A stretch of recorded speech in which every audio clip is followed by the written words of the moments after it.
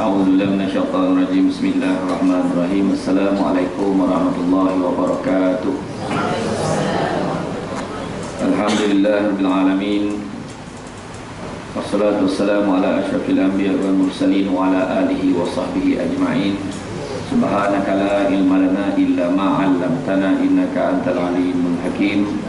Rabbi shrah li sadri wa yassir li amri wa hlul 'uqdatam min lisani yafqahu qawli. Terima kasih saya ucapkan kepada pengemudi acara yang amat mulia Datin Baruka Hajah Tengku Puteri Arafiah binti Sultan Salahuddin Abdul Aziz Shah. Nama yang pertama ni paling takut salah sebut. Sikit salah memang tak panggil ceramah dia dah. Test market sebut Sonyu Mukil tu kan. Puan Hajah Nur Aziah Muhammad, itu juga pengurusi LKPI Puan Hajah Nur Esa Syarif. Bahagia Tuan Haji Zainal, sempat saya berada dalam bilik perbincangan tadi sekejap. Satu Nazir yang berpengalaman, yang dah lama jaga masjid ni, alhamdulillah. Barisan jaga puasa. Tak terlupa juga orang yang memastikan saya sampai, Puan Nuriyah. Jajak sebelum jajak telefon, dah bagi location, cakap dompet ni kan kosnya, petusnya dah bagi location kan. Khabar, kalau tak jumpa kan saya datang, apa saya akan saya telefon. Okey, tapi kan dompet petrol nak cerita dia tu kan. Dia tak puas kan, dia nak cakap kan. Alhamdulillah sampai kan. Dia berdiri kat tiang tadi, saya sampai, saya dah tahu dah dia Puan Hajah Nuriyah. Ni lah dia tak payah cerita, tahu dia kata. Dia takut saya tak sampai kan. Alhamdulillah. Dan sonok tengok ramai hari yang datang. Ramai yang datang. Cuma yang tak datang lagi ramai lah. Betul lah. Biasalah tu kan. Tapi ni kira alhamdulillah. Saya lagi sonok macam ni kan. Pernah majlis ilmu ni kita tak payah paksa-paksa. Siapa nak datang kan. Lepas tu jangan paksa dia duduk depan. Kuih mengajar dah. Duduk depan. Penuhkan yang depan. Tiap-tiap majlis mesti sebut penuhkan depan. Belakang tak duduk kan. Siapa duduk depan tu mana lah ambil datang kan. Kecuali VIP. Kecuali VIP jadi tak apa. Ni saya bukanlah asing sebenarnya kat sini.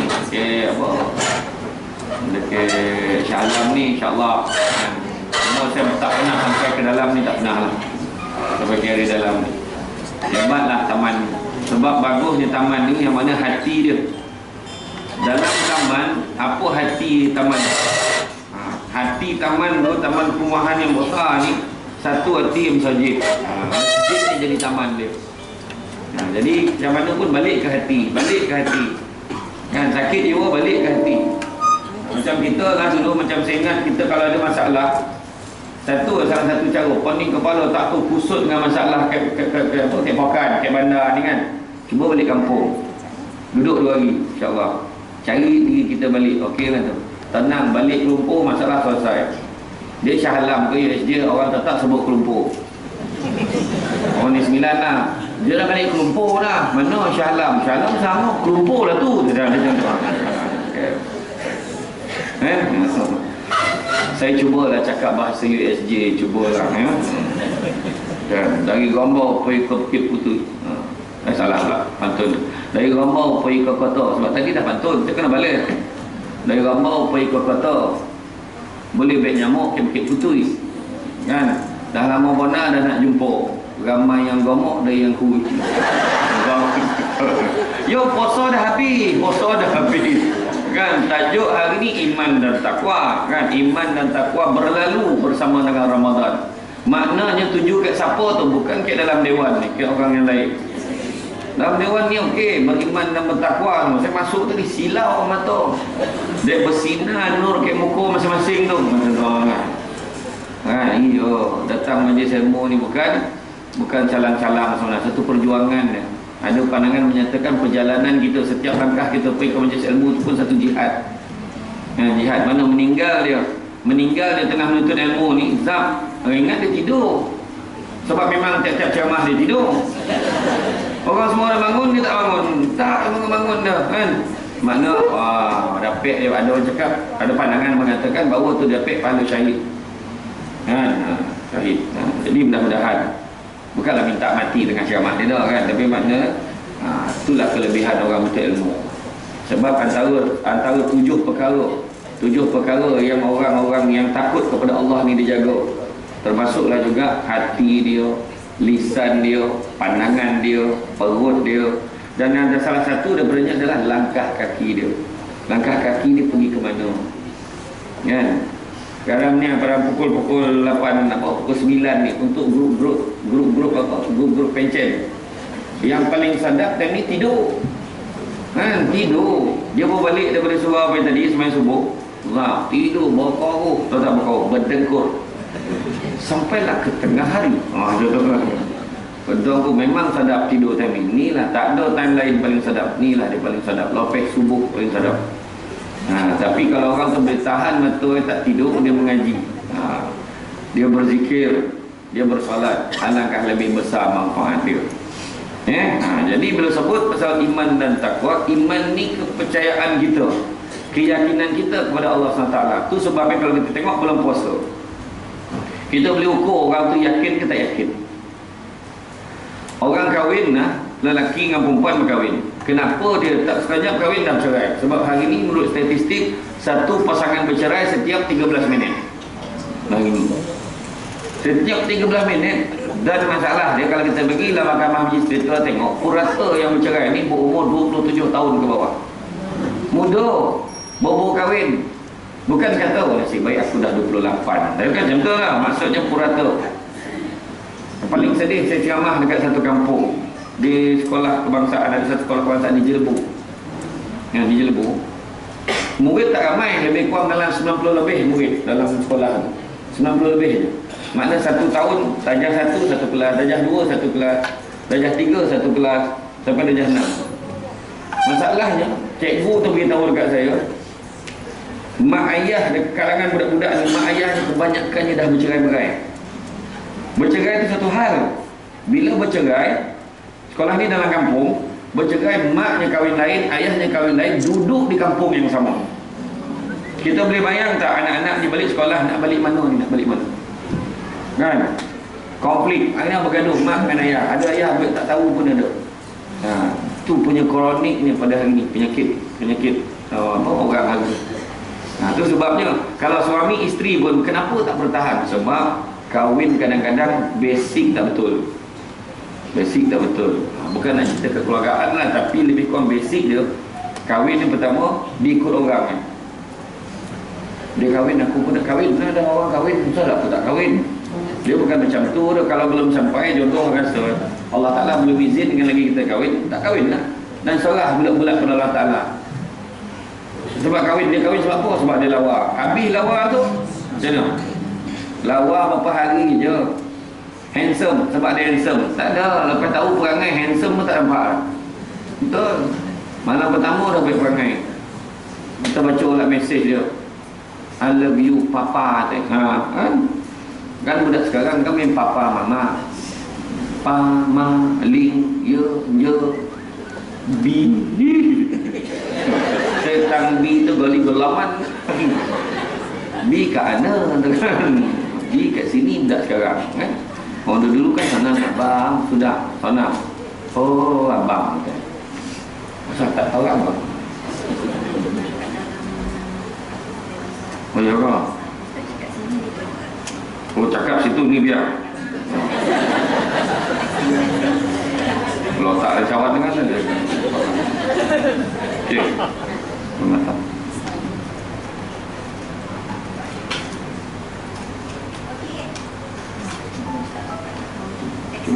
Cuba. Ada tak? Ada. Okey. Jadi dah lupa lah pasal kahwin dia tadi kan. Ramai dia manusia dia terlupa. Dia senang nak tengok gari lupa ni. Macam mana nak tengok ukur lupa? Tengok mata hitam kita ni. Mata hitam, tengok kat cermin mata hitam. Dekat bulat kan atas tu dia macam ada ketayap tau. Dia warna putih je. Atas yang hitam. Lagi tebal garis tu lagi kuat pelupur. Itu kadang dah sampai rumah berperasan mesti kat pandai tu. Masuk tahu pelupur. Tak perasan yang mesti ada kat pandai. Jadi keimanan sebab dia ikut-ikut tadi. Dia kahwin pun ikut-ikut orang. Akhirnya dia tak kena dengan jiwa dia. Ramai orang kahwin main-main ni. Kawan saya ada seorang 3 bulan cerai. 3 bulan cerai. Ada orang tu belum apa-apa, seminggu sampai tahu terus baru nikah, baru sign. Esok dia dah urus jalan surat nak bercerai. Ada macam-macam. Tentu juga dengan keimanan, kepercayaan. Kalau kita nak tengok orang yang datang pergi solat sunat tarawih, ada yang ikut-ikut, ada yang memang nak solat sunat tarawih tu. Kenapa kau solat sunat tarawih ni? Rugi, ini pahala paling besar tau. Bulan ni bukan selalu datang. Kita pun tak tahu tahun depan kita hidup lagi tak bulan puasa. Tahu tak apa kan? Ini tak apa tak pergi lah. Macam mana nak tak pergi? Semua orang pergi. Jiran-jiran semua pergi kan apa pula dia cakap. Kita kalau bab ibadah ni kan, saya nak pesan satu je, tarbiyah kita paling basic. Jangan ikut orang. Kenapa kau pergi? Kalau orang nampak. Kenapa kau pergi? Kan macam mana? Pula semua orang pergi, aku tak pergi. Semua sebab orang. Jangan sabit dia orang kita ibadah. Mengaji saya tanya orang, kau ngaji tak? Ikut orang. Satu tiang dia sampai. Di TV3 ni. Semua channel ada ini. Tu ada lintang langsung pula tengah. TV SJ. Boleh tak? Tak boleh. Bahasa mana pula? Lupa lagi. Tu yang kelabu je. Jadi ikut orang kan. Tu sebab kalau pergi tarawih kan, pergi tarawih macam mana? Kenapa kau tarawih? Sebab nak pergi ibadah. Sini baik berapa? Saya sini 20. Selangor standard 20 kan? Bagus. Maintain 20. Di Negeri Sembilan ada 20, ada 8, ada 10. 10 pun ada. Tak ada masalah. Buat dah berapa? Yang penting buat. Tapi sebabkan kita yang penting buat, start cakap kita buat 2 sudah. Jangan memandai tau. Jangan memandai. Itu tak yang buat kan. Betul. Tak ada lah. Betul tak ada lah bulan yang paling banyak kita solat sunat bulan puasa lah. Bulan puasa, bulan Ramadan. Jadi kena balik pada bulan puasa tu tadi, apa target kita? Ingat yang balik, apa target kita? Kalau kita imbas balik macam mana zaman dulu berpuasa, kan disebut kan, ya ayyuhallazina amanu kutiba alaikumusiyam, wahai orang beriman diwajibkan ke atas kamu berpuasa, kama kutiba alal ladzina min qablikum la'allakum tattaqun. Sebagaimana diwajibkan ke atas orang-orang sebelum kamu berpuasa. La'alla, mudah-mudahan. Maknanya la'allakum tattaqun. Maknanya belum confirm orang tu bertakwa. Itu sebab cerita tadi berlalunya iman dan takwa bersama Ramadan. Ramadan pagi dia pun pagi. Kan? Dengan dia tak ada ke masjid. Bulan puasa orang tak heran orang pergi masjid tiba-tiba ramai. Kalau heran lambat semayang sebab lekor dia heran. Semain tarawih lah, malam pertama kita tak heran pun muka-muka tak pernah nampak tiba-tiba tu, tak heran. Betul tak? Tak heran lah. Kalau lekor dia heran dan nazir pun lambat tak start semayang. Tengok, ya Allah, siapa ni? Siapa ni? Siapa pula orang ni? Ya Allah, tak boleh nampak ni kan? Betul tak? Tapi kalau hari biasa ni tiba-tiba sampai, memang orang heran. Tiba-tiba sampai, maknanya apa? Dia mesti nak kenduri. Orang tak pernah nampak, tiba-tiba sampai, maknanya nak kenduri kan tu kan? Siap tanya imam lah. Yang dia tanya imam lah tu. Tak apa cik ada imam tu. Imam mana imam? Ni adalah imam. Minta maaf lah ustaz. Tak perasan. Boleh kau tak perasan. Selama ni kau semayang mana? Sini lah. Apalah kau tak perasan imam lah. Dah imam pandang depan. Lah imam pandang depan. Ya imam memang lah kau nak pandang depan. Alhamdulillah. Aduh, dengan saya nak terbalik ni. Siapa dah tu? Janji ada. Aduh, berani masuk sekolah. Tak apa. Ini kena masuk dalam sejarah ni. Ambil gambar. Aduh. Makna, aduh tak dapat salam pula. Aduh. Hai, ya Allahu Akbar. Okey, tenang. Tak apa, anggaplah dia tak ada. Jadi makna kata, bila dia datang ke surau, tiba-tiba datang ke masjid pada bulan Ramadan, orang tak heran sebab orang memang nak kerja ibadah. Dan yang paling orang tak heran adalah maksiat semua tiba-tiba boleh ditinggalkan. Tapi bukan kata 100%. Ada juga bulan puasa minum arak macam tu juga. Ada juga bulan puasa dia berkhalwat. Ada juga bulan puasa zina, jalan macam biasa. Disko kelab malam pergi. Itu sebab saya cakap jangan sabitkan pada orang. Kenapa kau pergi? Orang ni kan dia cakap apa pula aku tak pergi. Kena elok kau semayang ni. Mak mentua dan ada. Semayang mak mentua semua ni. Mak mentua sampai pono semayang ni. Duha pun tak tinggal. Ni dia mak mentua. Sebelum kahwin kan jelah. Bakar sebelum kahwin. Datang mak kita jangan cakap orang nak. Makcik, Zuhur dah masuk ke boleh? Ui baik budak ni. Pukul 10 dah tanya Zuhur. Masak lah budak ni. Lopeh raya, kalau lopeh nak kahwin, lopeh kat habis semua kan. Jadi makna jangan sabit ke orang. Kita buat sebab Allah Ta'ala. Tu ya. Sebab Allah Ta'ala. Lillahi ta'ala. Senang kerja kita. Kau sedekah apa? Allah Ta'ala. Kan? Mudah-mudahan. Kadang-kadang kita sebut pahala pun sebenarnya tak tepat. Kadang-kadang kalau kita sebut pasal pahala. Kenapa aku nak dapat pahala tu? Aku bagi sedekah. Belum tahu lagi dapat. Kan Allah Ta'ala. Mana Allah Ta'ala bagi. Itu sebab Allah Ta'ala pernah cakap. Dia kata masuklah kamu. Ada dua kisah. Satu kisah pasal seorang abid yang beribadah selama 500 tahun. Kemudian nak masuk dalamnya. Dengan ini aku masukkan kau ke dalam syurga dengan rahmat aku. Allah Ta'ala beritahu. Abid itu kata, ya Allah, aku nak kau masukkan aku dalam syurga dengan ibadah aku 500 tahun. Dia sombong kau. Dia beribadah 500 tahun. Dia nak masuk biarlah sebab itu. Maka Allah Ta'ala cabut cungkil keluar sebiji seolah matul. Lepas tu Allah Ta'ala kan dia sakitlah dia beritahu, ya Allah kenapa ya Allah? Dia kata sesungguhnya ibadah kau yang 500 tahun tu tak boleh nak tebus satu nikmat sebelah mata yang aku bagi kat kau. Masuk syurga. Kadang-kadang ada orang tu dia memang polosit, setan semua ada perangai. Kan? Allah suruh pemalas. Tak boleh. Meloncek-loncek kau jangan, melinjang kau jangan. Kan? Kau mengelinjang, tak tidak diam lah kayaknya. Oh, ada kan? Pergi kelab malam, pergi apa-apa kelab, semua kelab pergi. Kan? Minum, semua boleh. Enjoy, kaki perempuan, semua boleh. Tapi sampai ke penghujung hidup dia, seminggu sebelum dia kita kenapa dia sah benar, dia mengaji dia pun. Tapi masuk dia juga, tak payah tunggu berapa tahun. Sebab dia betul-betul taubatan nasuha bertaubat. Mungkin Allah Ta'ala terima. Itu yang kita tak tahu tu, sebab dalam hati orang kita tak tahu. Lepas tu pedulikan kalau orang cakap apa yang masjid hari-hari itu belum tentu lagi baik. Memang betul belum tentu baik, tapi ada harapan baik. Mana? Ada harapan baik. Ada orang yang cakap aku pergi kelab malam tak semestinya jahat. Memang, tapi belum pernah dia bentang sejadah kat tengah tu. Semayang kat tengah orang joget-joget kan, semayang kat tengah. Tak ada. Memang takkan ada. Kan? Makna kata kita berada langkah kaki tadi, pergi ke tempat yang baik. Jangan sebab dia orang. Apa amalan-amalan baik nak tengok berlalu ke tidak? Tengok apa bulan-bulan benda-benda baik yang kita buat. Yang pertama, apa dia? Kita menahan diri daripada lapar dan dahaga dan perkara-perkara yang boleh mengurangkan pahala puasa. Itu baru first class. Kan? Sebab kita nak kerja tadi, benda yang kita nak kerja ijazah daripada madrasah Ramadan tu. Apa yang kita nak kerja? Kita nak kerja satu gelaran yang kata la'allakum tattaqun. Mudah-mudahan kamu menjadi orang yang bertakwa.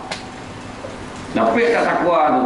Tapi tajuk ini berlalu takwa dengan iman tu bersama dengan Ramadan. Ramadan habis surau dah mula kurang orang, masjid pun dah tak ada orang.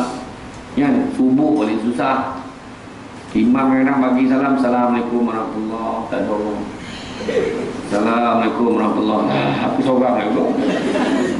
Kan? Tapi sini okey. Tapi memang tak dinafikan. Kajian yang dibuat baru-baru ni, alhamdulillah. Sekarang ni menjelang daripada tahun 2000 ke atas ni sampai sekarang 2016 lah. Peningkatan memang ada. Dekat masjid jemaah pun meningkat. Maghrib, Isyak pun ramai. Tak macam dulu tau. Cuma masalah kritikal sekarang dekat kampung-kampung. Dekat kampung orang dah tak ada yang uzur, imam pun malam tak pergi dah, imam pun tak pergi sebab dia dah uzur nak naik motor malam tak nampak kan. Kalau salah rumah pergi kan. Ingat dalam bini satu lagi satu kan. Jadi mana macam-macam dekat kampung memang kritikal pergi jemaah. Nak tunggu raya, balik raya baru ramai. Kalau tidak memang tak ramai. Jadi syukur Alhamdulillah. Itu sebabnya balik kepada hati. Balik kita kepada hati kita. Nak jadi orang-orang yang bertakwa. Maka gelaran yang kita nak kejar Al-Muttaqin, orang-orang yang bertakwa. Itu nak kejar. Amalan kita menahan diri pada lapar dan dahaga dan perkara-perkara yang boleh mengurangkan pada puasa. Kan 3 standard tu. Puasa 1 menahan diri pada lapar dan dahaga. Tu je. Tengok TV, tengok gambar, tengok cerita Korea, tengok macam tu ya. Yang tengok Hindustan macam tu, yang banyak-banyak kan, yang berlari tukar macam berguling-guling, tolak gelantam semua tu. Jangan tengok juga kan. Tapi mana tu standard yang pertama. Standard yang kedua, menahan diri daripada lapar dan dahaga dan perkara-perkara yang boleh kurang kepala puasa pun tak boleh. Tu cakap tadi, benda yang boleh kurang kepala puasa, tak cakap dia benda-benda tak elok. Orang yang bekerja yang duduk dalam LKPI kan. Betul. LKPI. Orang yang duduk jadi jatuh kuasa masjid yang diketuai oleh Nazir. Orang yang duduk dalam persatuan-persatuan agama kena sabar banyak-banyak. Dia kalau persatuan tu tak ada kewangan tak ada salah. Tapi bila ada melibatkan duit memang datang package. Package dengan cakap-cakap orang, pedulikan orang ni. Orang yang komplain memang banyak. Apalah masjid tak ada aktiviti, pembodoh tu buat. Kau tak payah kau cakap tak ada aktiviti. Ceramah setiap malam ada. Program daripada pagi sampai petang ada. Yang tak datang kau. Bila kau tak datang kau cakap semua orang tak betul. Jadi pedulikan. Kita buat benda baik, buat. Bincang elok benda ni nak buat. Benda baik untuk masyarakat, untuk umat Islam. Kalau kita tak buat, siapa nak buat? Tak ada orang lain. Jangan masuk air. Buat-buat orang cakap tak nak buat lagi. Orang cakap jangan pedulikan. Buat je. Panggil penceramah macam-macam penceramah ada di Malaysia ni sekarang. Yang gemuk, yang kurus, yang tinggi, yang tegak, yang baik. Saya saja berdiri dalam nama tadi biar orang nampak tinggi macam mana. Dalam TV nampak pendek je kan. Lepas tu dia cakap gemuk lah tu, saya berdiri lama tadi tu, tengok gemuk ke tidak kan. Dalam TV macam tu. Saya ni sebenarnya dalam keadaan terperanjat lagi ni dengan viral yang tiba-tiba tu. Macam Ustaz Kazim, Ustaz Don, dia orang memang ada rancangan kat TV. Jadi dia naik macam tu. Saya ni tiba-tiba saya dianiaya nah. Iya, tak bukanlah nanya channel, saya tak tahu. Saya dijemput ceramah untuk staf TV Al-Hijrah. Saya kata untuk siapa? Untuk staf. Ada rakaman tak? Tak ada. Tu saya pakai baju merah tu. Baju baju santai lah. Saya pun ceramah. Saya belasah, saya tutup. Allah sah pumpang sebab saya fikir saya tak datang ni lah. Itulah sekali dan ceramah. Bila lagi nak ceramah kat situ, ceramah tuntang. Boyo pula. Kan, pasalnya satu pun tak faham. Kan, ramai orang tak tengok orang lain malak, dia pun malak lah. Ada kan. Nah, jadi lepas tu tiba-tiba sebab dia cakap tak ada rakaman. Dia kata, tengok ada kamera. Tak, yang ni untuk simpanan kita je, dia kata. Teman dia makan masa tu dia mula satu je kan, yang masuk lepas tu masuk dalam YouTube. Minggu depan tu bila keluar dekat TV Al-Hijrah 12 hari bulan 12 Mei keluar. Ramailah orang telefon. Ramai orang telefon, termasuklah mak saya. Nah, anak kau keluar TV, nah, anak kau TV Hijrah. TV Hijrah tu tak ada channel lah berapa. Betul tak? Sekarang ni alhamdulillah makin ramai lah kan. Makin ramai dah ada Bang Fadil, Ustaz Kazim pun ada 30 minit kan? Alhamdulillah. Sekarang ni kita kena tu lah satu-satunya channel Islam yang orang kata satu-satu yang memang solid buat rancangan agama kan. Jadi bila dah pada tu Pak keluar TV tu pun saya tak tahu. Malam tu saya tengah ceramah Isra Mi'raj dekat Kuala Bilah. Lepas tu kita pun mak Zina, anak kau keluar TV, anak kau keluar TV. Mak saya pun dah pandai jawab dah sekarang. No comment. Tak nak orang buat spekulasi kan. Ni nak marah je lah. Ni dah marah. Ceramah tu semalam saya singgah mak saya sekejap petang sebelum ceramah malam. Nak makan nak, bolehlah mak, saya jamah biar tidur makan nak ikut nak roh kan. Insya kalau dengan mak kita insyaAllah sampai insya betul. Dengan mak kita nak kena jaga walaupun mak dah tak ada. Nah, kena jaga apa yang mak kita biasa buat time ni. kan? Jadi kalau apa sejarah lah mak kita, tengok mak kita kat kubur. Itu kan heboh orang gaduh sebelum puasa jangan apa, masa Syawal jangan pergi tengok kubur. Heboh orang viral kata. Pedulilah, pai je nak pergi kubur pai, tapi jangan diwajibkan tu. Jom kita pergi kubur tak boleh, esok baru boleh pergi. Sebab esok semua orang pergi kata, tu bukan, tu tak boleh. Dah memang tak Kelantan. Tak Kelantan balik ke Negeri Sembilan ataupun daripada Shah balik Kelantan lah, sampai kat kampung. Itu je masa yang ada nak pergi kubur. Oh tak boleh nanti. Memang kalau ikut dia yang masalah ni sebab mengikut Yahudi betul. Yahudi ni cara dia pergi kubur, dia pergi pada hari tertentu saja. Dan bila dia pergi pula time tu, dibantai lah melulung-lulung meraung kat kubur tu. Lebih kurang lah, abang bangun lah abang, kita ingat kat abang, dia melulung lah. Sampai tu bangun betul, langsung dia orang mati. Tambah lah satu di kubur nak pada kali kan. Tak ada masalah, nak pergi. Tak ada lah macam kita pun tak ada mata ratap. InsyaAllah setakat yang saya tengok orang pergi kubur tak ada mata ratap dia. Kalau paling kuat pun sedih waktu ni je. Sedih pun waktu meninggal lah kan. Memang sedih teringat kat arwah kan, waktu takbir tu teringat betul. Tapi itu sebabnya kita pergi kubur, kalau pergi hari-hari rasa dia ada dengan kita. Doa banyak-banyak. Memang kubur ni, walaupun kubur tu roket dengan kita, dia akan makin jauh daripada kita.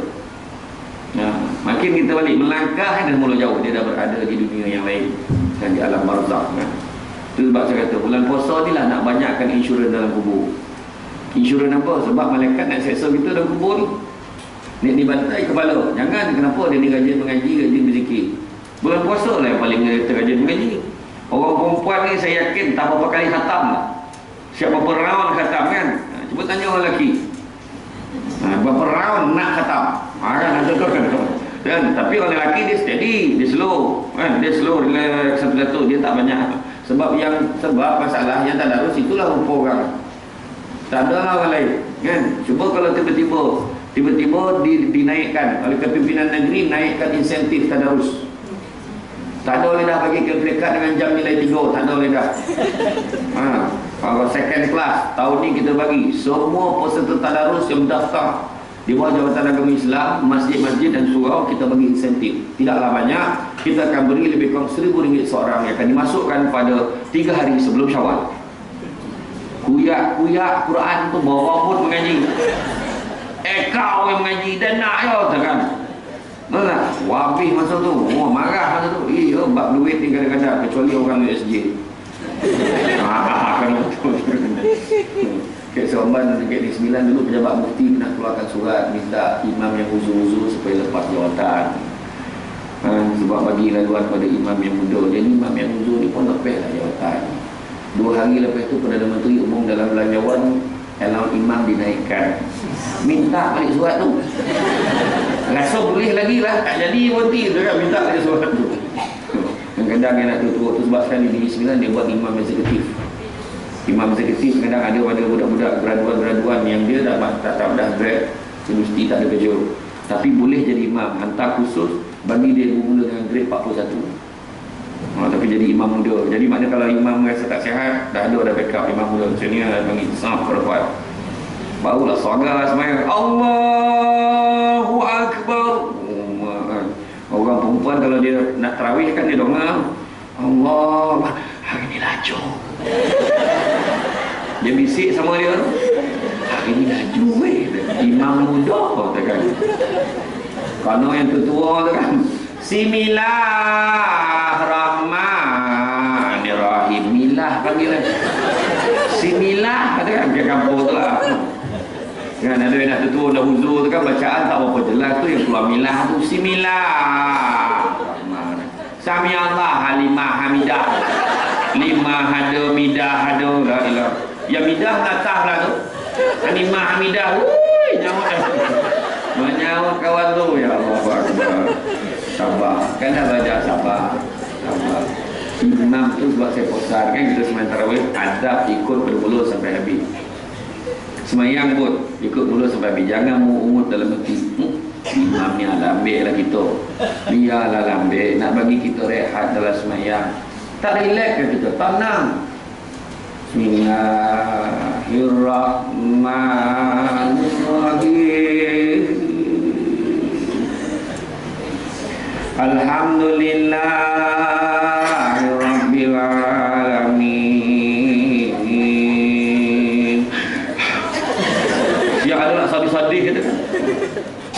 Kita pun nak tunggu gila sudah ni. Ya Allah, Akbar. 5 tahun kan. Ya dia lambik-lambik kan. Masalahnya kita dalam semayang kan, mula nak cari barang hilang. Dia kalau lekor dalam semayang tu, masalah dia mula fikir benda lain. Nak cari barang hilang dalam semayang lah. Allah Akbar. Lah kat situ dia nak tak ada kan. Lah jarum tu lah, bajunya belum jahit lagi. La ilaha illallah, potong kena program lagi. Time tu lah nak khusyuk dalam semayang. Pandang betul-betul khusyuk dalam semayang dengan minta Allah Ta'ala. Ya Allah, Kau lah yang maha kuasa memberikan perasaan cinta dan kasih kepada Kau dan kepada Nabi Muhammad SAW. Ya Allah, maka Kau kurniakanlah perasaan kasih sayang itu di dalam hatiku, supaya aku dapat khusyuk di dalam salat. Yang itu doa. Tapi jangan kau kuat macam kau nak apa lah malam ni kan. Dalam hati minta Allah Ta'ala banyak-banyak. Dia setan memang gambar kacau. Pada bulan puasa tak, dia datang semayang mula dia kacau. Wah, dia gambar beri ke mana? Kayak colak-colak, kayak lubang-lubang, kayak hidung tu dia tiup ni. Saya tak pernah tengok setan niup ni, saya gayuh ni. Dia pernah tengok kau cakap ni. Dia tiup kan. Nah tu mula kata semayang rasa hidung gatal tu. Nah, kayak telinga kan yang ambil wuduk tadi dah mula kering kena angin kan, dah mula kata-kata telinga. Macam ni lah yang orang kata telinga kan. Fuh. Nah, dekat ni, dekat pelipat-pelipat ni, dekat celah-celah ketiak, yang paling favourite lubang punggung. Tu favourite dia. Dia tiup, tu yang terasa macam ni. Aku buang angin ke? Kontut kata dia ni. Kata, Nabi aja pedulikan. Nabi kata, pedulikan ni semua setan ni. Setan. Setan. Tapi kalau dah membobok bunyi, setan tu lagi yang nak kamu tak ada yo tu agak bola petalan jogging dengan potai kan, semua abak bau kan, kosong sah belakang kan. Makna kata kita ni nak cari khusyuk dalam ibadah kita. Nah, bila sebut pasal kita amalan yang basic kita puasa, maka kalau tak nak berlalunya iman dan takwa, maintain lah. Maintain apa yang puasa dah terus. Puasa 6 buat, puasa 6. Ada orang tak dapat lah puasa. Macam mana sekali saya niat puasa kan, orang ajak makan zaman open house. Sampai niat tak habis lagi open house kat USJ kan, saya tahu. Cuma dia tak ajak penjamah ya. Memang betul. Memang ada. Dia buat jamuan makan, dia tak sebut jamuan raya. Dia buat makan-makan sikit. Jamuan raya dah tak ada, makan-makan aja. Sebab dia tak sampai buat masa raya. Dia buat juga. Tu kehebatan orang kita. Kan? Jadi bila dia niat puasa 6 orang ajak makan, pergi makan, makanlah, tak masalah. Saya tak tahan makan, tapi niat Allah Ta'ala kira dah. Kita niat nak puasa, tapi janganlah dah tahu kata hari kan buku niat dia puasa. Bukan macam tu. Maksudnya kita memang tak teringat kita niat puasa. Ya taklah, pergi je. Ada orang tu pula, dia puasa, tetap puasa walaupun pergi rumah orang tu, kuat dia. Tak masalah. Saya tak apa, tapi lah layan tetamu dihalau atau rumah. Layan tetamu tak apa-apa, kau nyisap. Tahulah aku dah ambil makanan. Sebenarnya tak makan. Boleh, tak masalah. Yang penting mustahak pergi ke rumah Nabi aja. Bila pergi ke rumah orang yang buat jamuan makan, pergi sana doakan kesejahteraan tuan rumah. Itu adab dia. Doakan semoga tuan murah rezeki, dipanjangkan umur, dikurniakan segala macam kebaikan seisi rumah tangga ni. Walhamdulillah bil alamin. Pergi makan. Ni pergi komplain banyak. Takut bodoh masak lagi kan. Masak banyak, satu pun tak sedap. Sampai tu ada tahu kita yang ambil basi-basi dia lah ilaha illallah. Kan kalau ia ada benda rasa lain macam kosak tuan, dia kena simpan dalam ni macam rasa macam lain macam silap. Ya, lah simpan tu tak apa. Heboh-heboh orang. Dia beritahu tadi yang basi tu dah beritahu. Dia bangun lah dia kan. Itu jangan, itu adab lah kan. Puasa tu sekarang puasa. Habis puasa sunat Syawal, sambung puasa sunat Isnin Khamis. Insurans dalam kubur, malaikat nak bantai kepala. Jangan, kenapa dia ni rajin berzikir, rajin mengaji. Kan? Nak bantai pula perut, jangan, dia ni rajin puasa sunat. Nak bantai kaki, jangan, dia ni rajin qiyamul lail, rajin bangun malam. Bangun malam beribadah. Tak kira lah mengaji ke solat, qiyamul lail. Bangun malam, koncing tidur balik, tak kira. Dia mesti bangun beribadah. Tu je. Kita dah ditarbiahkan bulan puasa, senang nak bangun pagi. Kan awal pagi bangun, bang sahur, bangun gitu sebab fikir nak puasa. Itu tarbiyah Ramadan, didik kita supaya mudah kita nak bangun lepas raya tu. Raya tu masih lagi bangun pagi. Orang perempuan paling senang. Sebab dia dah biasa set jam dia bangun sahur, sampailah Syawal tu masih lagi tak tukar setting tu. Terjaga dia bangun. Oh, dah tak puasa dah, tidur dia balik. Bangun terus. Solat dah ambil duduk, sembahyang 2 rakaat, tidur dia balik. Tak dapat buat semua, jangan tinggal semua. Ya. Puasa tadi teruskan buat. Tak dapat buat Isnin Khamis, buat hari Senin je. Buat hari Senin lah, sebab kami ni mencabar sikit. Sebab malam tu nak pakai tenaga banyak. Sebab dia nak masak kan, malam Jumaat kan nak masak untuk masjid dan sebagainya. Jangan fikir kau bukan. Dah cover balik tu kan. Ada seorang apa ni ustaz imam 3 lebih pada tahun tu lah, tahun sehingga 3 tahun sampai 4 tahun lepas. Imam 3 macam ni, dia pergi ke rumah kawan yang sahabat dia, kontraktor besar di Seremban. Pergi ke rumah dia, sampai ke rumah dia tu kan, dalam rumah dia, rumah orang kaya betul, banyak betul rumah dia yang dia punya besar betul, besar betul lah, rumah macam artis ni. besar kereta banyak, dah macam Yuska rumah dah, banyak kereta. Tapi kereta Grand Liviva tak ada, Livina pun tak ada. Tapi kereta mahal-mahal lah. Bila masuk ke dalam rumah, dia duduk, dia dapat tahu yang dalam rumah dia ada 6 orang anak, 5 orang anak, 4 daripadanya tahfiz. Semuanya al-hafiz, menghafaz lah. Yang anak ada seorang ada kat rumah, belajar sekolah agama, tinggal tunggu masa nak masuk Ustaz Hafiz juga. Dah berapa juzuk dah dia hafal. Jadi masa duduk kat rumah tu makan, nak makan tengah hari, sebab ayah dia tu ajar makan tengah hari. Nampak anak dia tu yang seorang kat rumah tu tengah pegang kucing tengok TV. Kosong kucing tu. Yang ustaz pun panggil, "Dik, marilah sini makan ustaz sekali." "Tak apa ustaz, tak apa ustaz, makanlah dulu." "Marilah. Sampai nanti beri saya makan." Jadi makanlah dengan ayah ni. Bila dah habis makan tu, tak datang pun. Kenapa anak macam tu? Dia memang macam tu. Kenapa pula? Dia memang sekarang ni dia tingkatan 3. Masa tu tingkatan 3 dah. Dia ni memang daripada tingkatan 1 sampai sekarang memang tak tinggal puasa sunat Isnin kami. Aku yang ustaz pun tak puasa. Dia siap makan tengah hari dengan ayah kan. Dia pun tak puasa. Nah, bayangkan. Ya Allah Akbar. Kita itu sebabnya jangan marah anak tak pandai. Anak kita ni otak tak sama dengan orang lain. Dia adalah kelebihan masing-masing. Jangan kau ni bodoh, kau ni bangang. Kau tengok abang kau lawyer seorang, doktor seorang, engineer seorang. Kau duduk rumah ni menyusahkan orang. Jangan cakap. Tiba-tiba sakit tumbang, kita tak boleh bangun. Pergi beli air pun tak boleh. Dia yang sanggup angkat papa buat sampai beli air. Dia yang bersihkan kita, mandikan kita, ikat rambut dia elok. Tak kira apa pun mak abah marah dia semua ni. Dia lah yang bolo kita. Yang lawyer tadi, you tak dapat, tak dapat. Tak maaf, geli. Yang engineer ni sibuk, tak dapat balik. Jadi sudah siapa yang dia nilai kita masa tu. Itu sebab anak ni jangan marah dia tak pandai. Yang ada pesan ke mak-mak, anak nak pesa doa macam mana? Jangan doa, "Ya Allah bagilah anak aku 10A." Tak ada masalah, spesifik doa tu. Sekali tak dapat kita barang, kita kata, "Oh, doa aku tak makbul." Bukan, cara doa tak betul.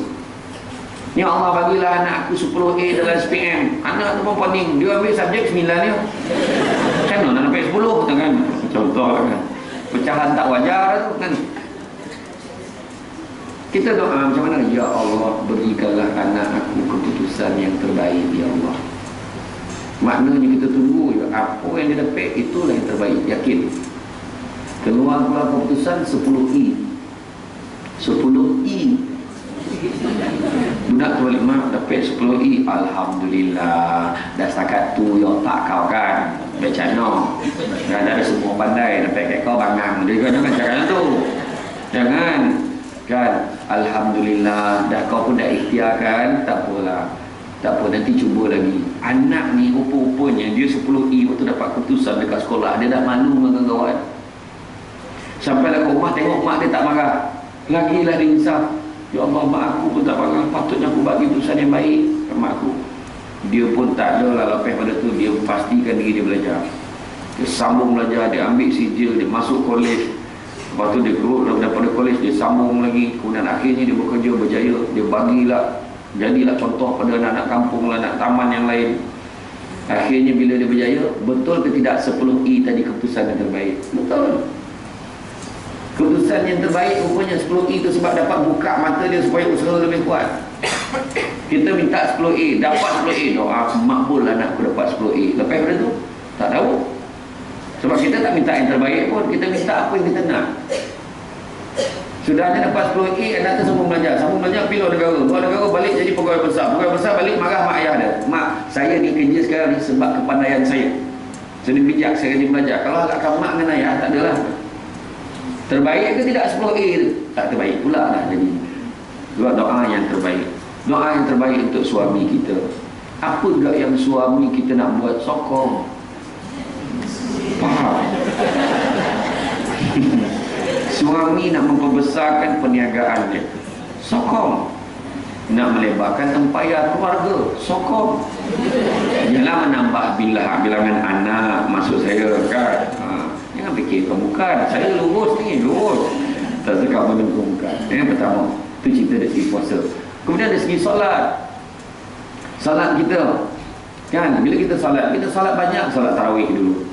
Kemudian solat-solat sunat yang lain. Solat-solat duha buat, jangan tak buat. Jangan berhenti. Kalau berhenti, makna betul lah berlalunya iman dan takwa kita. Sebab solat tiang agama.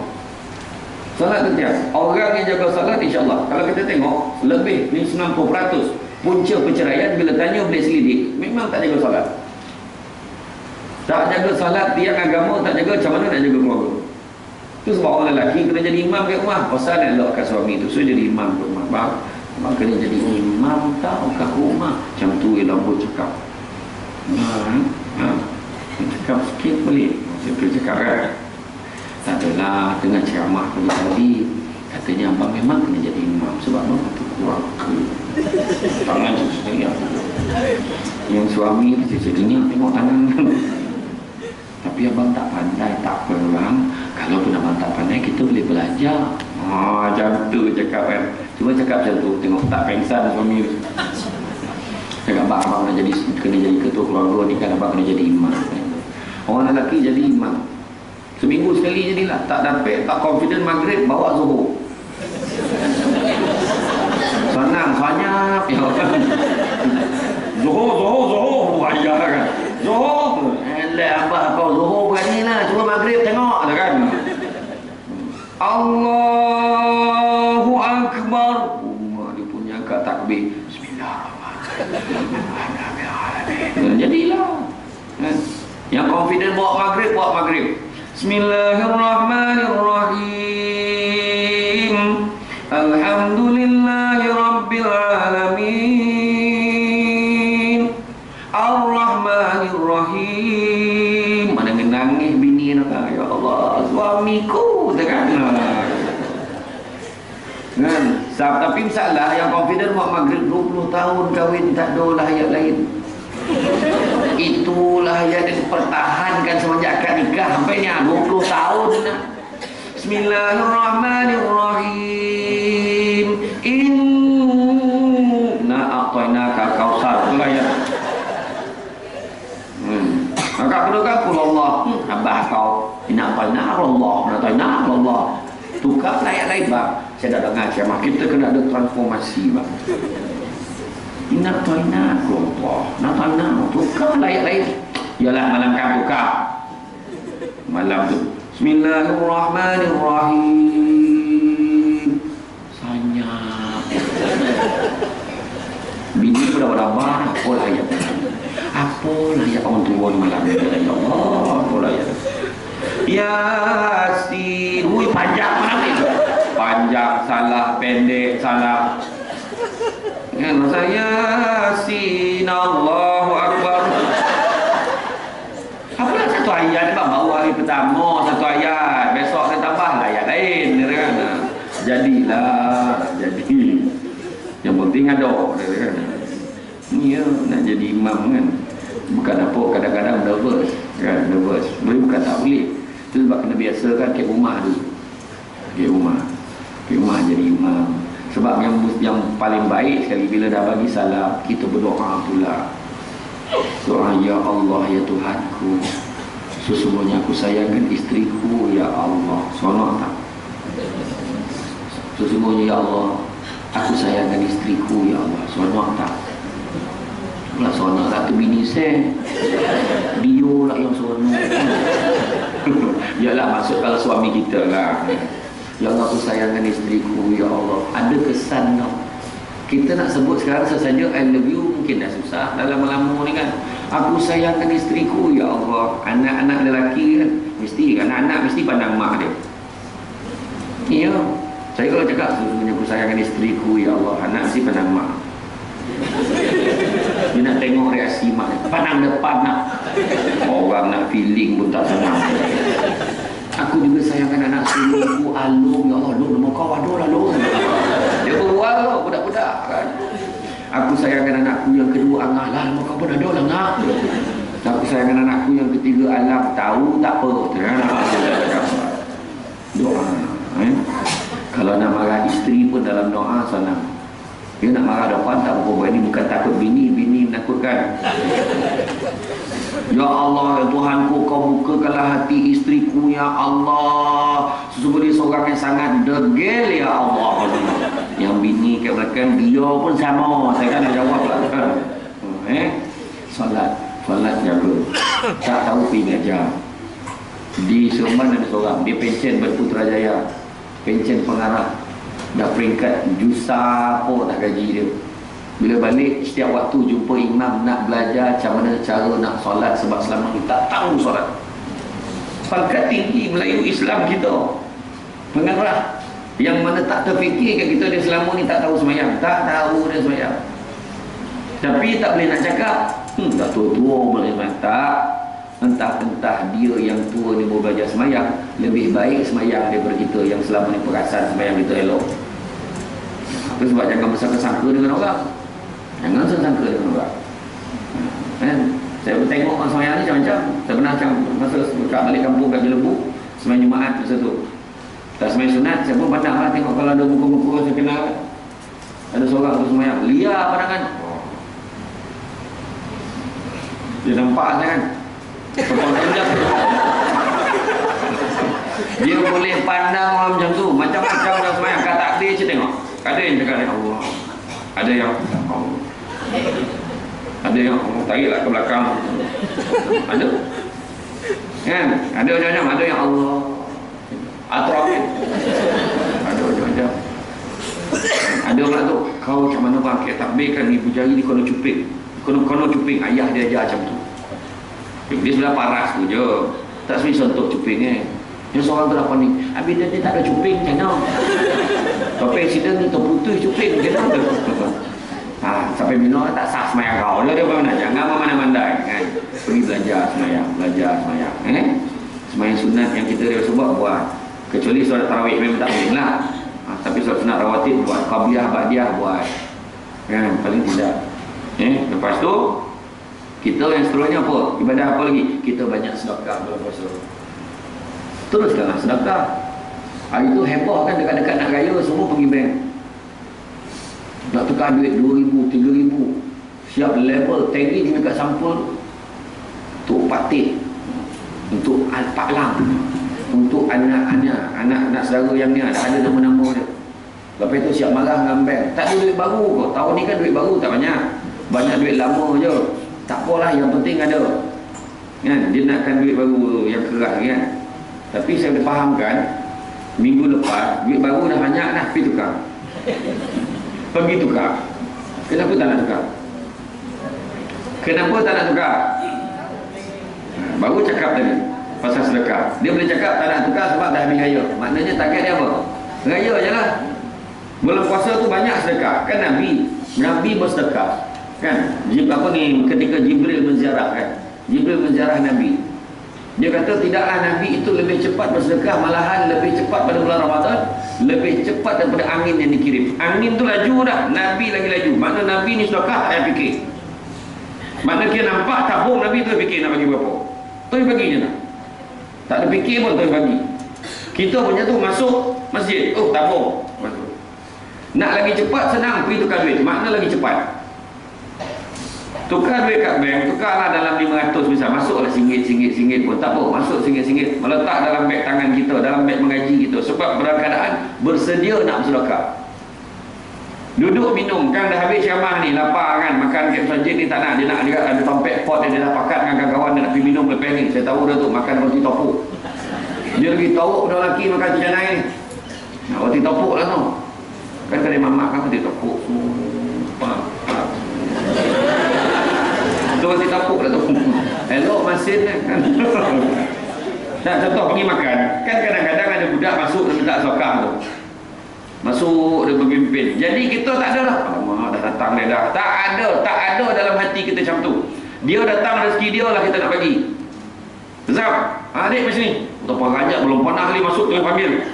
Sebelum budak tu datang dia dah panggil. Zab, sini adik. Ha, dia datang. Nah, ambil bagi envelope dalam RM1.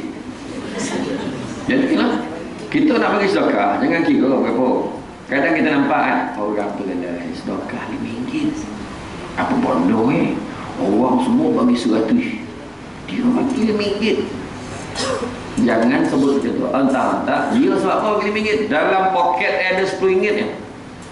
Dia dalam RM10 dia boleh bagi RM5. Hebat tak dia?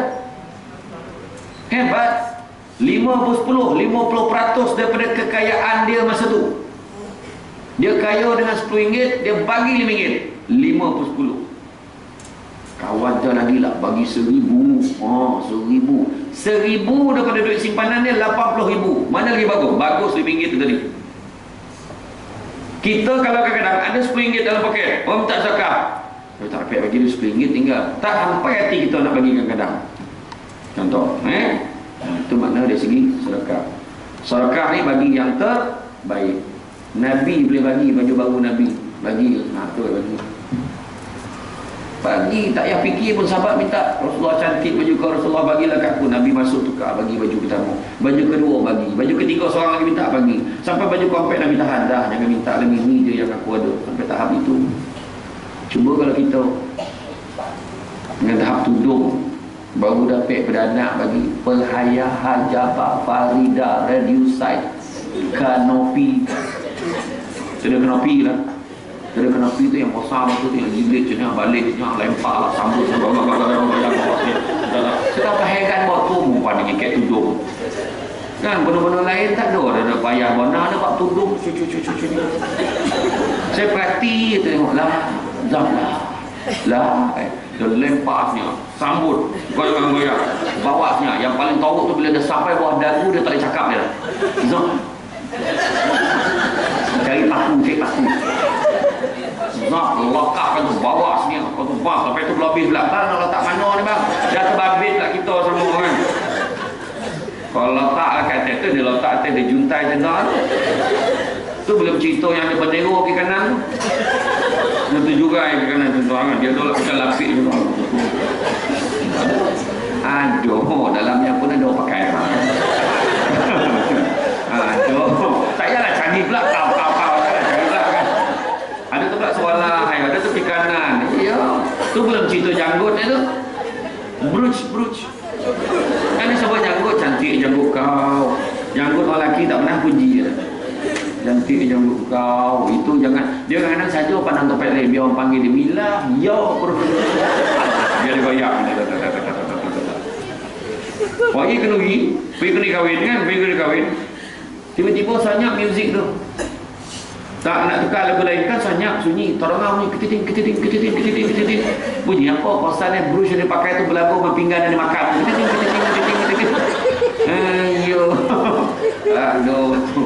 Kan tang itu memang lah kan, tapi sedekah bagi. Takkan lah tu orang lelaki kena bagi isteri dia kumpulan 2 pasang baju setahun. Walaupun isterinya bekerja.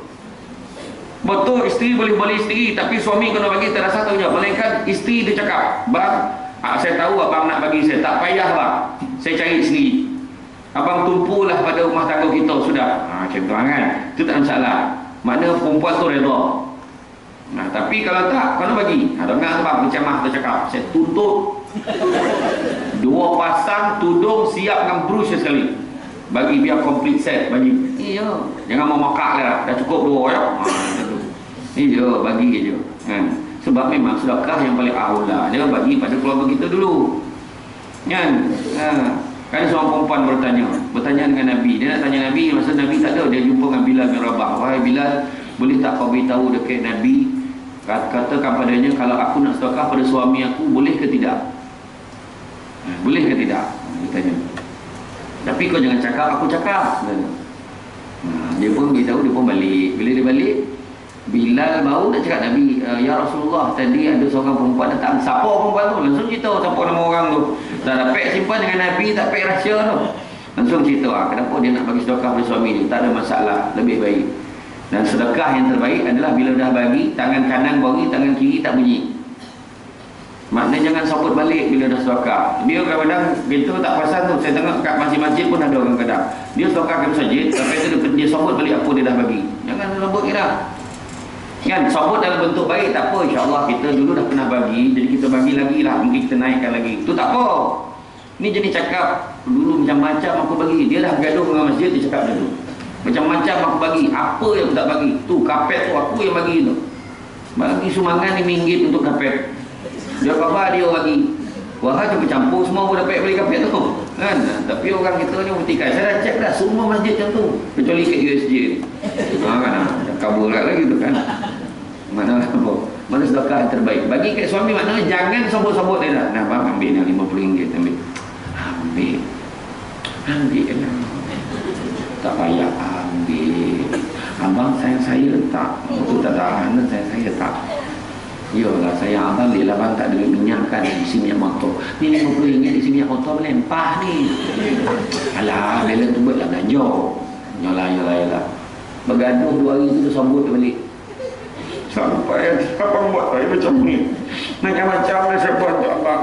Itu ingat tak duit saya bagi pinjam. Bagi pinjam nak dah sambut dah tadi. Abang bagi. Kan aduh hai kan. Jangan sambut-sambut dia. Tengok orang lelaki. Mana ada ungkit? Diam. Sebab dia tak tahu nak ungkit apa. Diamlah kita ni kan. Orang perempuan ni pengorbanan dia besar. Saya salut. Bila ceramah itu dia ceramah di perpustakaan apa tu ni Syalam ni perpustakaan apa nama Raja Teruda apa saya ceramah kat sana tajuk dia kekuatan doa seorang ibu.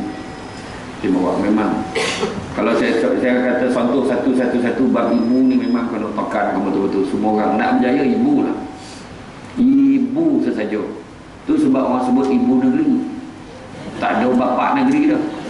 Ibu pejabat, bapa pejabat kenal orang? Mana ada? Ibu roti, bapa roti tak jumpa. Betul kan? Ibu lebih kan? Ya.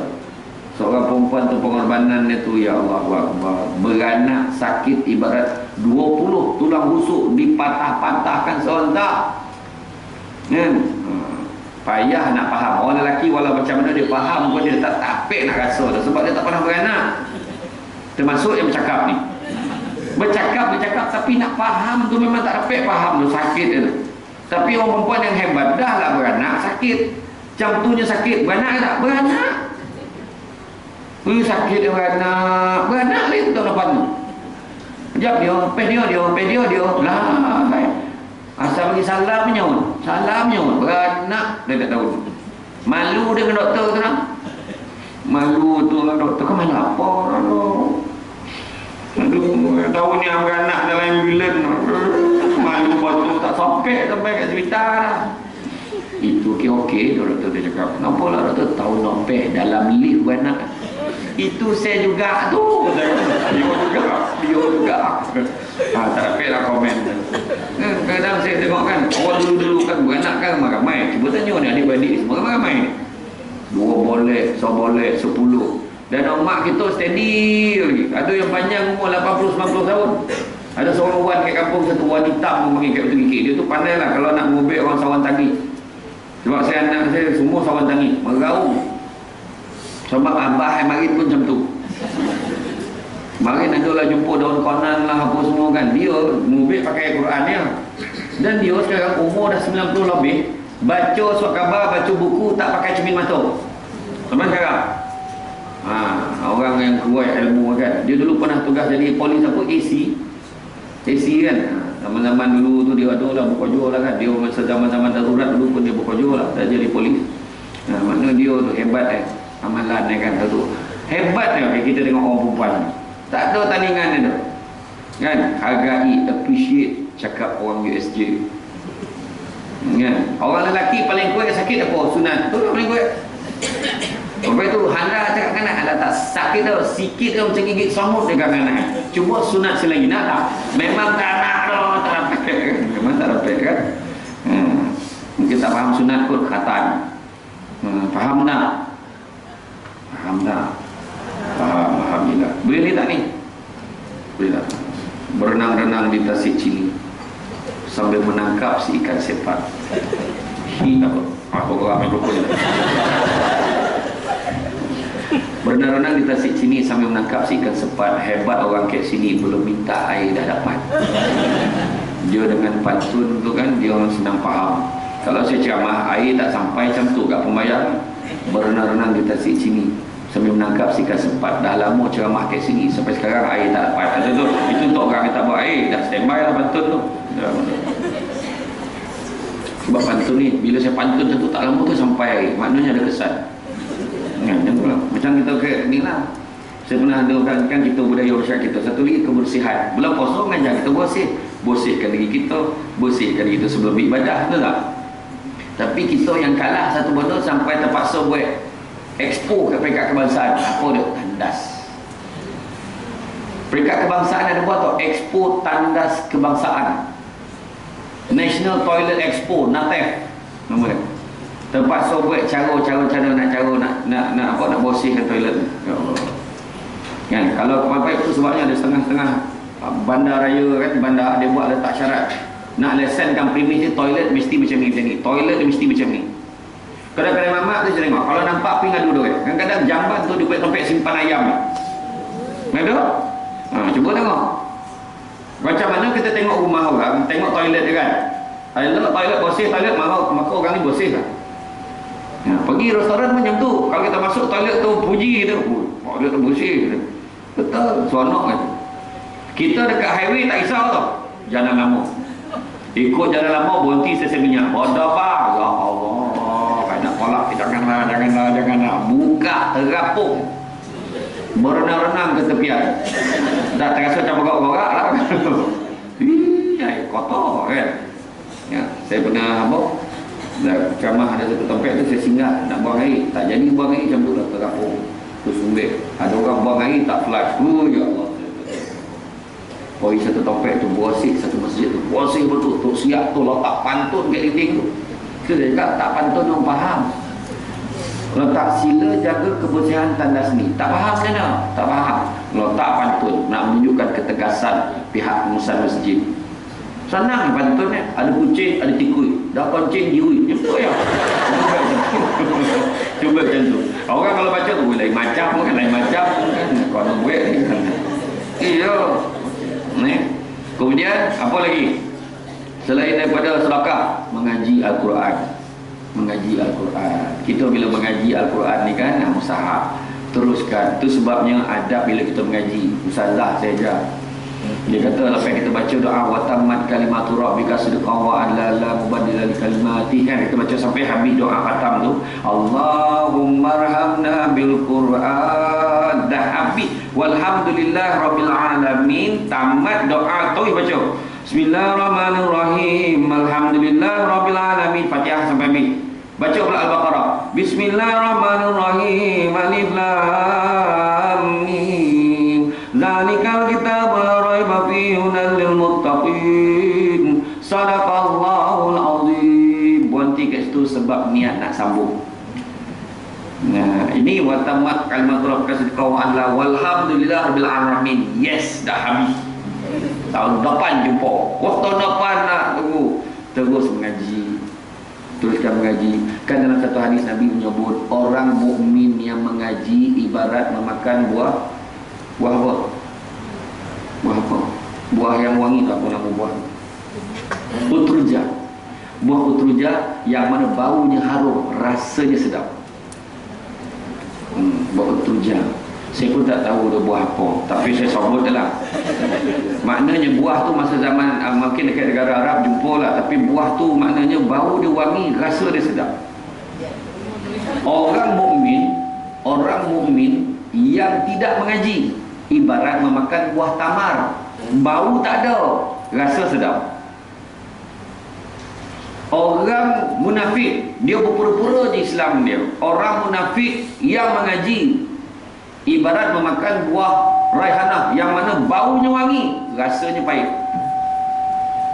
Manakala orang munafik yang tidak mengaji ibarat memakan buah raihanah, buah hanzalah, iaitu buah yang disebut sebagai, orang Arab sebut sebagai buah labu. Buah labu yang mana baunya busuk, rasanya pahit. Labu kat sini tak busuk dah. Kat sana ada buah tu baunya busuk, rasa pun pahit. Jadi tengok kita kategori yang mana. Mengajilah, mengaji banyak-banyak, mengaji. Teruskan kita mengaji. Dan antara amalan yang paling besar ada 10, saya nak bagi 10. Saya bagi 8 amalan yang kita nak buat. Pertama, jaga lidah dari ucapan yang sia-sia dan menimbulkan dosa, seperti bergurau, mengata, mencela dan mengumpat. Baru ni saya bagi kuliah dekat Seri Pucuk, tajuk tentang bahaya ribah dan fitnah. Saya sebut kita ni berada pada zaman fitnah, tu kena terima. Sekarang ni zaman fitnah. Mula zaman Nabi, zaman sahabat, zaman kejatuhan kerajaan Islam, lepas tu zaman fitnah, zaman kebangkitan khalifah terakhir, yang last sekali zaman kiamat. 6 zaman. Kita sekarang zaman fitnah. Tu sebab no wonder, tak pelik hari ni orang suka dengan fitnah daripada dengar benda betul. Sebab kalau cakap benda betul, orang tak kisah. Macam orang tak tahu, dengarnya imam nak supaya haji tahun ni. Tak kata lah, tak berkembang soalan.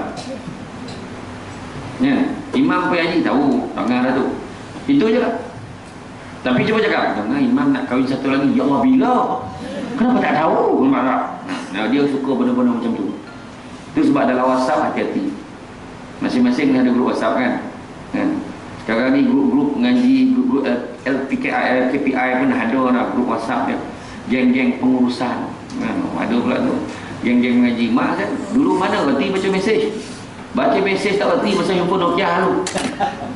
Balik mesej pun suruh adik saya balik. Tu kadang saya fikir adik saya lebih-lebih nambah ada mesej juga, tapi memang untuk mak saya bagi. Kan? Baru mak kata balik, kalau tak nak balik sudah. Iyo kau mak dia cakap macam tu fikir kan.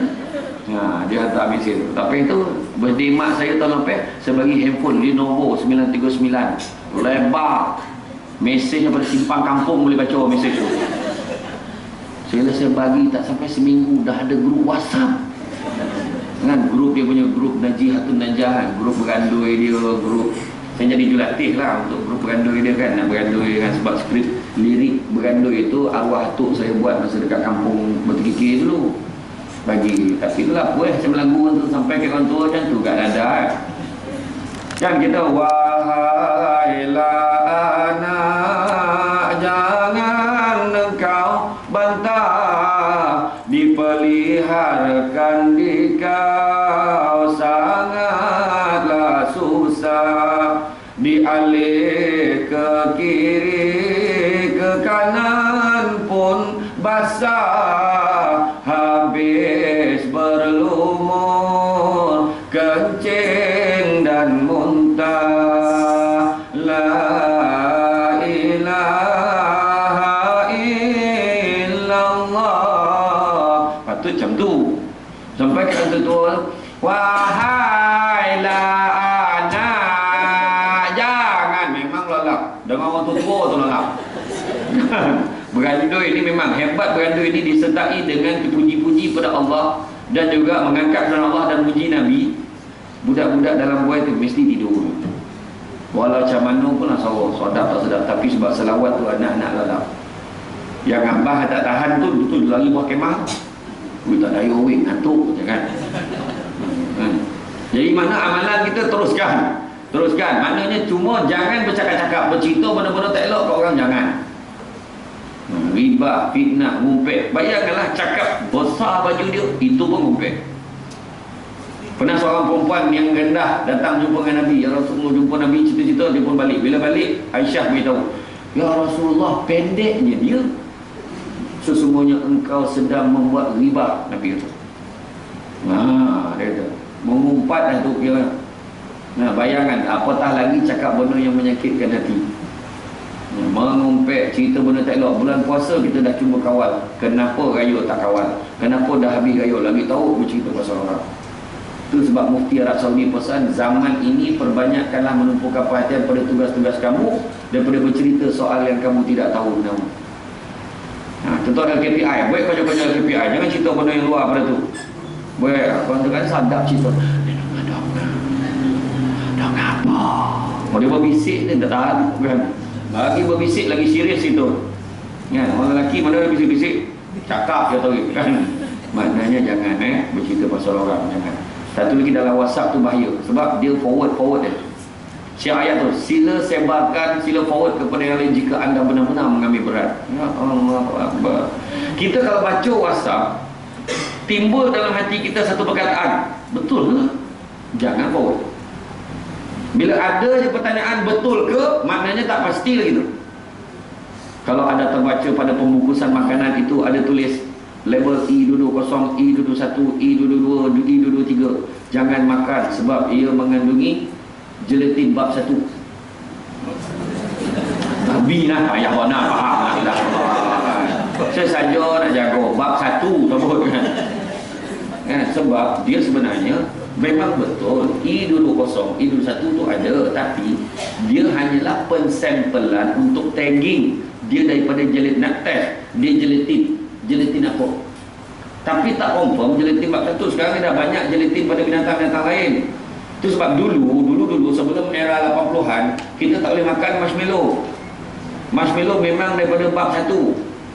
Tapi bila kita sekarang ni dah macam daripada binatang-binatang lain pun dia boleh ekstrakkan gelatin tu. Itu sebab sekarang ni marshmallow kan dah tak berapa kenyal sangat, sebab binatang lain tak sama. Kalau nak sadap, ambil yang bab 1. Tapi tak boleh. Memanglah antara daging yang sadap, apa nombor 1 daging paling sadap nak makan dalam dunia ni? Nombor 1? Tak, nombor 1 daging orang. Betul, nombor 1 daging paling sadap nak makan daging manusia. Itu sebab ada pokok cannibal tu makan. Yang kedua daging bab 1. Yang ketiga baru daging-daging lain. Makan kambing sunnah, sebab Nabi suka makan kambing. Betul, tapi Nabi suka makan, tapi Nabi tak makan banyak. Sampai seekor dia solat. Yang mana tak dapat penyakit go out, gaut. Kan? Dan Nabi biasa Nabi dia saya sendiri faham, ada pandangan yang terkait bahawa Nabi makan daging kambing pun daging kambing yang 2 tahun ke bawah. Jangan tak lihat dia ada cecek-ceceknya nanti kita daging tu lembut, dan Nabi makan tak banyak. Itu sebab boleh makanlah, tapi jangan banyak. Apa benda pun kalau makan banyak jadi penyakit, betul tak? Jaga tu. Jangan fitnah. Saya suruh minta tolong jaga masyarakat, sebab masyarakat boleh berpecah disebabkan fitnah. Saya ni pesan general ni, saya tak cerita pasal parti ke apa, tak ada lah. Mana sampai ke masjid, kiblat kita sama. Itulah Tuhan kita yang kita nak bagi. Nabi kita sama, itulah Nabi Muhammad SAW. Jaga hubungan kita, tahu hubungan. Pedulilah ni bergaduh ni 5 tahun sekali, pakar-pakar dah habis selesai. Jangan cerita-cerita bab ni parti ni, parti ni, dunia orang ni. Jangan sabut pun, sebab bukan musim dia, bukan time dia. 2 minggu tu memang wajib keluar undi. Poin undi. Pakar apa nak pakar? Marah mana kat calon tu? Pakar buka undi rosak. Maknanya undi ni kan tolak atau tapi lah. Kita ni cerita sekarang ni kita malah tak lah. Hubungan kita malah tak lah. Sayang, sebab sekarang ni puak-puak musuh Islam ni tengah sibuk ni membantai kita ni, macam-macam diusik kita. Dia kacau agama kita. Dah mulalah dia cakap agama Islam macam mana. Oh ni sensitif. Tang Islam togo sensitif. Dia bantai agama Islam tak apa. Itu sebab kita perlu kuatkan. Kenapa orang berani bantai? Dulu tak ada. Kenapa berani bantai? Sebab kita dah mula berpecah. Itu sebab dia kena jaga. Tak ada tempat lain lah. Masjid tak tempat. Nabi mula-mula pada pertama dia nak buat masjid. Sebab kat masjid tu nak banner semua. Baik politik, baik ekonomi, baik sosial. Masjid dah tempat. Tak ada tempat lain dah. Itu sebab jinak-jinakkan diri kita ke masjid. Beribadah banyak-banyak. Berzikir banyak-banyak. Salawat banyak-banyak. Ada orang tanya saya, hati tak tenang macam mana? Ni saya beritahu. Kadang-kadang ada dalam hati kita. Kita campur ni, poin program, hati tak tenang. Pernah tak rasa macam tu? Mesti ada orang. Ada time satu hari tu rasa apa hal lagi kan. Laki dia baik perangai. Tak apa hal lagi kan. Duit kata cukup rumah besar dah. USG berapa ni? USG 2. Antara USG terawal di USG. Maknanya apa yang buat? Jadi saya bagi tu empat tips nak tenangkan ibu kita. Empat tips. InsyaAllah cuba baik. Pertama, selawat banyak-banyak. Selawat banyak. Sebab bila kita berselawat, Allah, malaikat berselawat kepada kita. Satu. Yang kedua, kita jadi tak tenang, kemungkinan dalam hati kita banyak dosa. Jadi perbanyakkan istighfar. Jangan jadi manusia sombong. Macam mana manusia sombong? Assalamualaikum warahmatullahi wabarakatuh. Assalamualaikum warahmatullahi wabarakatuh. Cabut. Sebenarnya Jumaat ramai jumpa macam tu. Bagi salam, toih dia lari dia keluar. Nak doreh benar keluar. Kan? Satu. Bila kita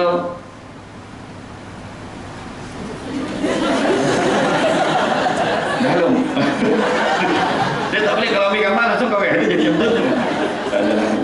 Tak ada lah. Pertama, bila kita istighfar, kita mencuci. Yang hebat pasal istighfar, dalam kitab amalan kita kan malaikat catat dosa-dosa kita.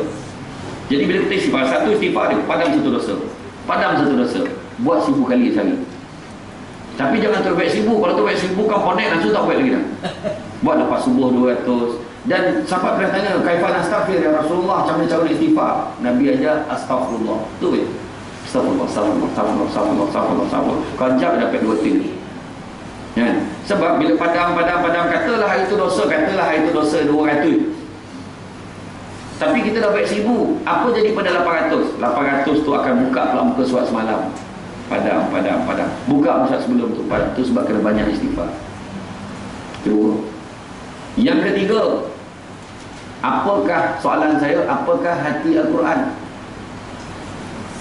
Hati Al-Quran adalah surah Yasin. Bagus. Surah Yasin ni, tu sebab soalan nak tanya. Macam mana? Berapa kali kita, sejauh mana kita meletakkan hati Al-Quran dalam hati kita? Maka soalan yang berapa kali baca seminggu? Biasanya kami malam Jumaat lah kat masjid. Buat hanya malam tu ada hal, memang tak baca minggu tu. Cuba kita lazimkan diri kita baca Yasin sekali-sekali. Baca pun tak banyak, dalam handphone pun ada Yasin kan? Baca lah. Baca sekejap kan. Saya ingat kita kalau baca Yasin tak sampai 15 minit dah selesai. Tahu tak? Baca, lazimkan hari insya-Allah. Dan yang keempat, perbanyakkan haukil. Apa itu haukil? Haukil ni khazanah daripada syurga yang diturunkan hanya untuk umat Nabi Muhammad SAW sahaja, orang lain tak dapat. Ingat tak masa peristiwa Mi'raj, Nabi naik ke atas jumpa dengan Nabi Ibrahim. Nabi Ibrahim kata, wahai Muhammad, tak pernah aku tengok umat paling miskin, umat kau, kurus kering, dah lah umur tak panjang, malas pula beribadah. Jadi kau suruh dia orang, pesan kat mereka supaya menanam tanaman di syurga. Itulah dia haukil. Iaitu haukil la haula wala quwwata illa billahil aliyyil azim. Buat banyak-banyak. Kalau yang panjang tu subhanallah alhamdulillah wala ilaha illallah wallahu akbar wala haula wala quwwata illa billahil aliyyil azim. Itu Nabi Ibrahim aja. Buat. La haula wala ni paling berkuasa tau. Kalau ada masalah banyakkanlah la haula wala ni, sebab insya-Allah Allah Taala permudahkan. Kita jadi kusut masalah banyak. Apa la haula wala ni? Ya Allah, aku ni tak ada daya, ya Allah. Kau lah Maha Kuasa, bersolahlah segala dekat kau. Insya-Allah Allah Taala bantu kita. Jadi mudah-mudahan dengan itu. Banyak lagi ni saja saya simpan sebab apa ni nak panggil lagi kan. Jadi tak adalah saja. Jadi makna kata kita amalkan. Nanti lain kali saya bawa pula apa punca-punca doa tak diterima dekat wali. Kita janjilah, janji kena tepatilah. InsyaAllah panjang umur dari sini kita jumpa lagi. Jadi tak adalah kita makna, anggaplah tajuk hari ni iman dan takwa berlalu dengan Ramadan itu untuk orang lain, tapi kita jangan benarkan dia berlalu.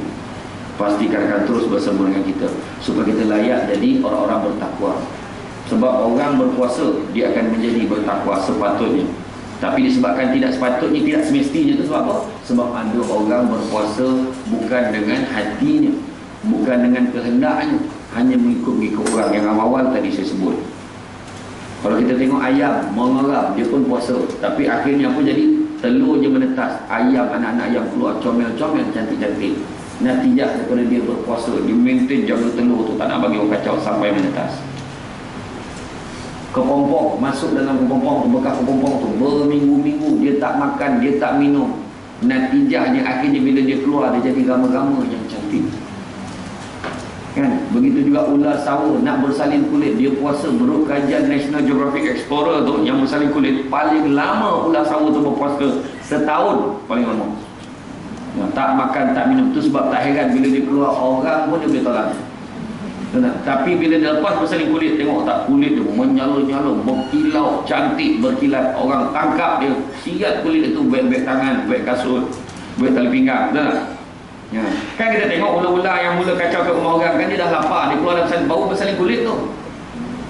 Yang dia datang ke rumah, dia makan anak ayam semua tu, tengok masa tu kan berkilat-kilat kulit dia. Kita memang ada setengah orang tak boleh tengok kilat tu, macam tu kan. Jadi makna kata puasa sepatutnya menjadikan kita lebih baik. Kalau boleh saya bagi ringkasan last tak you ambil ni. Ta qaf waw alif takwa, ukur kat situ. Ta qaf waw alif takwa. Ta tu apa? Ta tu tawaduk. Ada tak tawaduk saya kita? Rasa rendah diri, tak ada yang lagi tinggi daripada Allah Ta'ala. Allah Ta'ala lah yang maha tinggi, Allah Ta'ala maha kuasa. Kita ni tak ada apa-apa. Tawaduk. Kedua, qaf, qanaah. Qanaah ni bersederhana dalam hidup kita, berpada dengan yang sedikit, syukur dengan apa yang ada. Syukur dengan apa yang ada. Kita kalau mau duit RM10 tadi, syukur. Rumah aku kecil, anakku ramai, syukur. Orang tu rumah besar, mungkin anak tak berapa ada. Orang tu pula mungkin duit banyak, kereta banyak, contohlah kan, contoh, dia mungkin dia banyak, semua ada, tetapi ada lagi siapa yang tak ada, apa dia tak ada, rupanya dia tak ada pasangan hidup, mungkin macam tu. Atau mungkin dia tidak ada keluarga, dia ramai dah meninggal dunia, tinggal dia saja, orang yang sayang ramai dah orang. Maknanya setiap orang ada kekurangan dan kelebihan. Syukur dengan apa yang kita ada, kan? Kerana Allah Ta'ala, cuba tengok diri kita, dulu semua tak ada apa-apa, apa-apa pun tak ada masa mula-mula datang ke masjid. Masa mula-mula duduk kat sini, sikit, akhirnya rumah masing-masing yang tak ada pos, tiba-tiba dah ada pos. Dapur daripada kecil dah jadi besar walaupun jarang masak. Syukur, kan? Syukur dengan apa yang ada. Kemudian wow, warak mana ikut syariat. Apa kat kita buat ikut peraturan Islam. Jangan mandai-mandai. Itu saya ceramah di TMB Petaling Jaya. Ada seorang orang Selangor tanya, betul ke haram? Ada orang cakap haram kita bagi zakat sendiri. Saya tak nak bayar kat pusat zakat. Sebab dia kata pusat zakat ni kadang-kadang banyak nipu. Kadang-kadang banyak nipu. Tapi yang kadang-kadang nipu, kadang tak nipu. Satu menipu, dan satu tak nipu. Saya cakap macam ni, pemerintah kita tetapkan bayar zakat kat pusat zakat, bayarlah kat situ. Nak bayar sendiri, buatnya. Saya bukan katalah kita bagi ke orang tu, kita bagi sendiri, rupanya orang tu tak layak, dia tipu kita, dia kata dia susah. Siapa nak tanggungjawab? Orang tu tak, kita dah ada saluran yang nak bagi secara elok, kenapa kita nak bagikan? Katalah duit banyak sangat, saya kata, bagi je kat pusat zakat tu, sangin ke apa ke dapat resip cukup, bagi, mana dah bagi dah. Ada lebih nak bagi orang lain, bagilah, kan? Orang tu punyalah bertukus rumus, pening kepala nak kira macam mana kadar nak bayar, berapa kadar nak bayar, kira pendapatan kita berapa, kira gaji kita berapa, kira kita punya pendapatan berapa, layaknya pencen kita berapa nak bayar zakat. Kenapa kita nak apa sendiri? Ikut peraturan. Ikut peraturan, kan? Ada setengah tempat lain kalau negara kita tak ada peraturan, apa nak bagi zakat apa pandai sendiri, contohnya kan. Ada setiap negeri ada pusat zakat. Cuba tanya pandangan. Tanya pandangan, ni saya nak bagi zakat sebab tu banyak, berapa patut, oh puan tak layak bagi, puan tak payah bagi dah, sebab puan ni dah okey dah ni, ikutkan puan punya pendapatan puan ni tak tinggi sangat. Tak apalah, saya nak sedekah, boleh nak potong dari pencen saya bulan-bulan dalam RM5, boleh potong dengan pencen RM5 otomatik masuk sana, kan? Sebab jangan main-main, bila kita dah jadi sedekah tu, walaupun sedekah tu sikit, orang kalau meninggal dunia, kalau boleh hidup balik dalam 5 minit, benda pertama dia nak buat sedekah, bukan benda lain. Sebab besar kesannya. Itu sebabnya orang boleh wakafkan masjid, wakafkan surau, sebab pahala dia tu berterusan. Kemudian last sekali alif, apa dia? Istiqamah.